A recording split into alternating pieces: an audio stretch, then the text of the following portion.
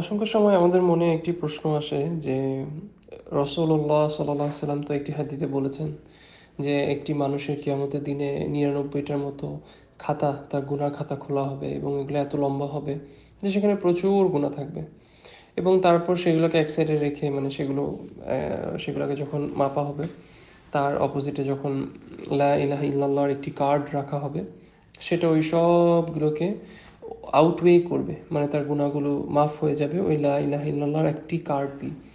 এবং এটা শো করছে লা ইলাহা ইল্লাল্লাহর ওয়েট কত বেশি। তো আমাদের কাছে অনেক সময় একটা প্রশ্ন আসতে পারে যে তাহলে প্রত্যেক মুসলিম যে যে মুসলিম তার কাছে তো এই লা ইলাহা ইল্লাল্লাহ কার্ড থাকবে, সেই জন্যই তো সে মুসলিম। কিন্তু আমরা আবার এটাও জানি যে কিছু মুসলিম আছে যারা জাহান্নামে যাবে তাদের কবিরা গুনার জন্য, তাদের মধ্যে যদি ছোট শিরক থাকে, বিভিন্ন গুনার জন্য, এবং সেটা যদি বেশি হয় তাহলে তারা জাহান্নামে যাবে। তাহলে এটাকে আমরা কিভাবে মিলাবো? কুয়েতের একজন বড় শেখ হিশাম তাহিরি হাফিজাহুল্লাহ, তিনি এটাকে খুব সুন্দর করে ব্যাখ্যাটা করেছেন। তিনি এটাকে উদাহরণ দেওয়ার জন্য এভাবে করে বলেছেন যে আমাদের পৃথিবীতে এরকম আমাদের অনেকের ব্যাংক অ্যাকাউন্ট আছে এবং আমাদের ব্যাংকের অনেকের কার্ড আছে, এবং নিঃসন্দেহে একই ব্যাংকে আমাদের সবার যে কার্ডগুলো থাকে প্রত্যেকজনের কার্ড একই না। এক একজনের কার্ড থাকে গোল্ড, একজনের কার্ড থাকে সিলভার, একজনের কার্ড থাকে ভিআইপি, একজনের কার্ড থাকে মানে এক্সিকিউটিভ, এরকম অনেক ধরনের কার্ড থাকে, প্ল্যাটিনাম কার্ড থাকে।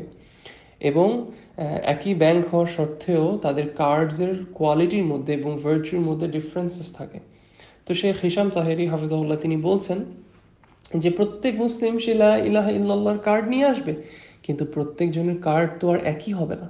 কারো কারো লা ইলাহা ইল্লাল্লাহর কার্ড থাকবে heavy with Touhid, Ikhlas, sincerity, মাহাব্বা, আল্লাহর জন্য ভালোবাসা, আল্লাহর জন্য ভয়, হ্যাঁ, ইখলাস। এবং তার কার্ডটা অন্যরকম থাকবে ফ্রম অ্যানাদার মুসলিম যার কাছে লা ইলাহা ইল্লাল্লাহর কার্ড আছে কিন্তু সেটার মধ্যে এরকম সিনসিয়ারিটি নেই, সেটার মধ্যে হতে পারে সেভাবে তৌহিদের ভার নেই, সেরকম ভালোবাসা ছিল না দিনের জন্য, আল্লাহর জন্য, কালিমাতুল লা ইলাহা ইল্লাল্লাহর জন্য। এই জন্য এই কার্ডটা এক একজনের কার্ডের মূল্য এক এক রকম হবে এবং সেই অনুযায়ী সেগুলোকে মাপা হবে। সুবহানাল্লাহ।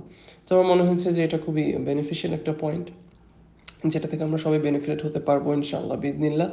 আমরা সকলেই যাতে মুসলিম হিসাবে, মুমিন হিসাবে, আল্লাহ যাতে আমাদের সবাইকে মুমিন করেন, আমরা সকলেই যাতে আমাদের এই লা ইলাহা ইল্লাল্লাহর যে কার্ডটা, এটাকে যাতে আমরা স্ট্রং করার চেষ্টা করি। আমাদের ইবাদা, আমাদের তৌহিদ, আমাদের ঈমান, আমাদের আল্লাহর জন্য ভয়, আল্লাহর জন্য ভালোবাসা, এবং আমাদের বিভিন্ন ধরনের যেসব ইবাদত আমরা আল্লাহর জন্য করছি সেগুলো দিয়ে আল্লাহ সুবহানাহু ওয়া তাআলা যাতে আমাদেরকে সেই কার্ড নিয়ে কি আমাদের ময়দানে দাঁড়ানোর তৌফিক দান করেন, যেটা আমাদের যত ধরনের গুনাহ আছে সবগুলোকে মুছে ফেলার জন্য যথেষ্ট হবে। জাযাকুমুল্লাহু খাইরান।